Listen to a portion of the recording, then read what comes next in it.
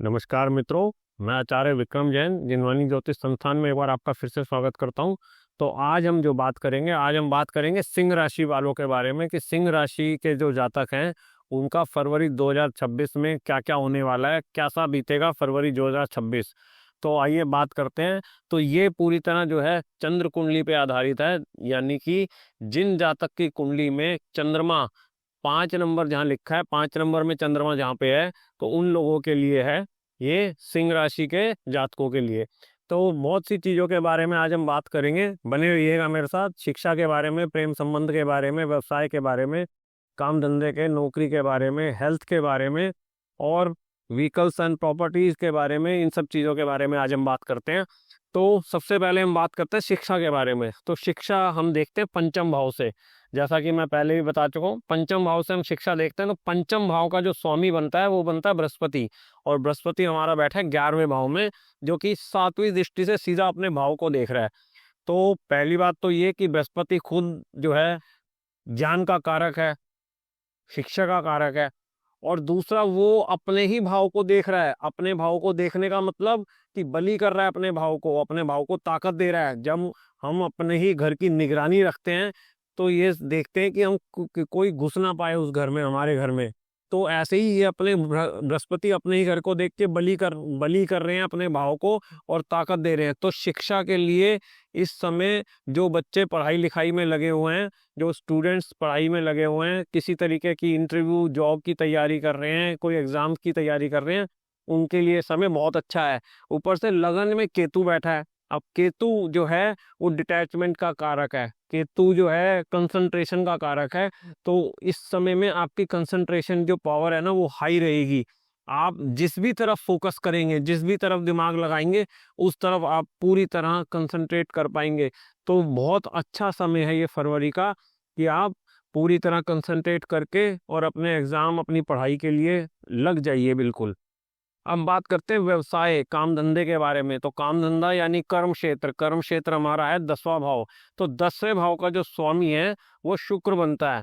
तो शुक्र कहाँ बैठा है? शुक्र बैठा है 6ठे भाव में, यानी नौकरी पेशा वालों के लिए ये समय अच्छा है। लेकिन शुक्र जो है 6 फरवरी को हमारा 7वें भाव में आ जाएगा, वो भी राहु के साथ। तो जो 7वां भाव है हमारा डेली डेली इनकम का भी भाव होता है, और साथ में राहु भी है। तो जो डेली इनकम का जो भाव है, इसका मतलब डेली जो आपकी इनकम होनी है, जिन लोगों की, उनमें एक्सपेंशन हो जाएगी, बढ़ा देगा। राहु जो है हर चीज को बढ़ा देता है। और दूसरी चीज, शुक्र जो है और राहु का दोनों ही दैत्य हैं, लेकिन शुक्र जो है दैत्य गुरु है। तो राहु उनकी बात मान के चलता है। तो राहु जो है एक्सपेंड कराएगा सब चीजों का, आपके बिजनेस को एक्सपेंड कराएगा, आपकी डेली इनकम को एक्सपेंड कराएगा।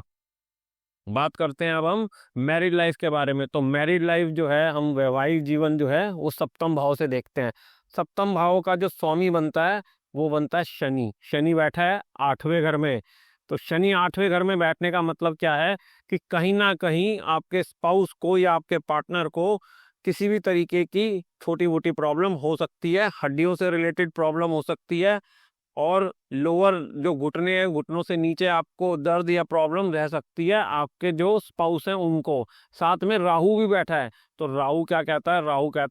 राहु आप कहने का मतलब है कि आपका स्पाउस आपका टाइम मांग रहा है, आपकी रिक्वायरमेंट है उसको, तो आपको उसको पूरा पूरा साथ देना है। साथ में थोड़ा सा, क्योंकि अभी सूर्य जो है हमारा 6ठे भाव में है, 13 फरवरी को सूर्य जो है हमारा 7वें भाव में आ जाएगा। तो सूर्य और राहु यहाँ मिल जाएंगे।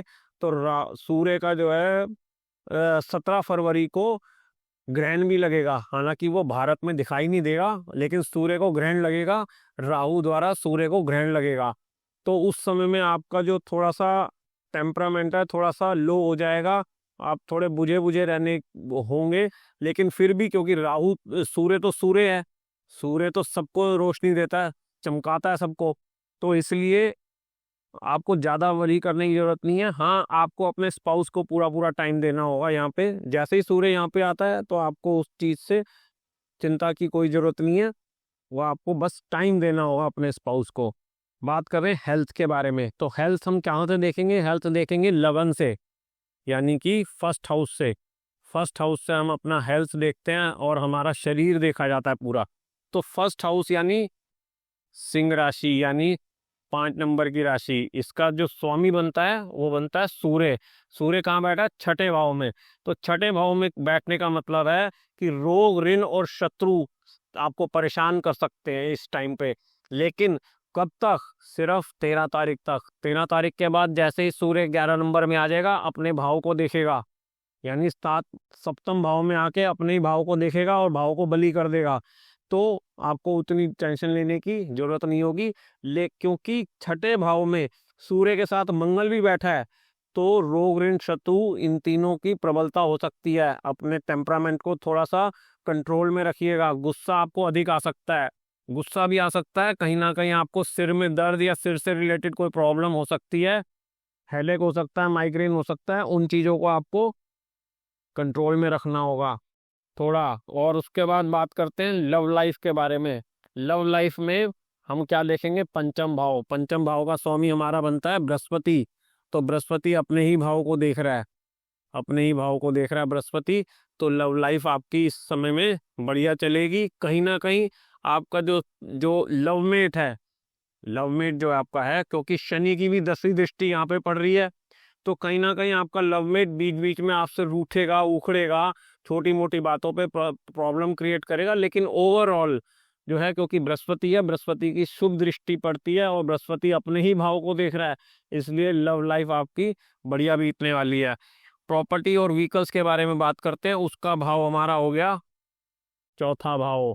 चौथे भाव का स्वामी मंगल। मंगल कहाँ बैठा है? छठे भाव में, और वो भी उच्च का होकर। तो प्रॉपर्टी और व्हीकल्स, इन दो चीज़ों में आपको थोड़ी सावधानी रखनी पड़ेगी। हालांकि आप इस चीज़ में जल्दबाजी करने के कुछ आसार दिख रहे हैं कि आप किसी चीज़ में जल्दबाजी कर सकते हो, पेपर वर्क में जल्दबाजी कर सकते हो, क्योंकि तीसरे भाव का स्वामी शुक्र भी यहाँ पे बैठा हुआ है, जो पेपर वर्क को दर्शाता है। तो आपको बड़ा सोच समझ के कोई भी डॉक्यूमेंट साइन करने हैं, तो कोई भी बहुत सोच समझ के करने होंगे। और व्हीकल्स यानी कि जो भी आपका वाहन चलाते हो आप, उस वाहन को भी आपको थोड़ा सावधानी से चलाना होगा, क्योंकि मंगल जो है एनर्जी का कारक है और वो भी उच्च का होके छठे भाव में बैठा है। छठा भाव हमारा रोग, ऋण और शत्रु का भाव होता है। तो किसी भी तरीके से कोई दुर्घटना या कोई अप्रिय घटना ना हो, इसलिए आपको व्हीकल सोच समझ के चलाने होंगे। खास तौर से 23 फरवरी तक। 23 फरवरी को मंगल जो है सप्तम भाव में आ जाएंगे, लेकिन यहाँ पे भी मंगल और राहु का अंगारक योग बनेगा। तो अंगारक योग का मतलब हो गया आपका सप्तम भाव, यानी जो स्पाउस का भाव है उसमें अंगारक योग हो गया। तो मैरिड लाइफ को लेके थोड़ी बहुत अनबन हो सकती है। हालांकि सूर्य, बुध, शुक्र सारे आ जाएंगे, तो बुध और शुक्र जो है वो सौम्य ग्रह हैं, उनको काम डाउन भी करेंगे साथ साथ। तो ये सारी चीजें हैं। बुध और शुक्र सप्तम भाव में, सप्तम भाव में बुध और शुक्र जब आएंगे, यानी कि 3 और 6 फरवरी को, तो बुध और शुक्र लक्ष्मी योग बनाते हैं साथ में। जैसे मैंने अभी आपको बताया कि सप्तम भाव डेली इनकम का भाव है और बुध और शुक्र लक्ष्मी योग बनाते हैं। तो जैसे ही सप्तम भाव में बुध और शुक्र आएंगे, इनकम का एक्सपेंशन और आपका बढ़ जाएगा। तो ये कुछ चीजें थी जो फरवरी 2026 में सिंह राशि वालों के लिए प्रेडिक्शन है। और बात करते हैं उपाय क्या कर सकते हैं हम, क्योंकि सिंह राशि का मतलब हो गया सूर्य। तो सूर्य से रिलेटेड आप कर सकते हैं आदित्य हृदय स्तोत्र का जाप। और क्या करेंगे? सूर्य के बीज मंत्र का जाप करना है आपने। नित्य प्रति सूर्य के बीज मंत्र का जाप करें।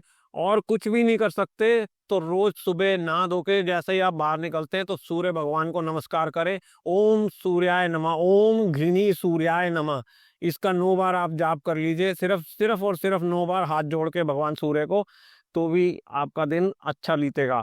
आशा करता हूँ ये वीडियो आपको अच्छी लगी होगी। मेरे चैनल को सब्सक्राइब कीजिएगा और ये वीडियो लाइक कीजिएगा और शेयर कीजिएगा। बहुत बहुत धन्यवाद।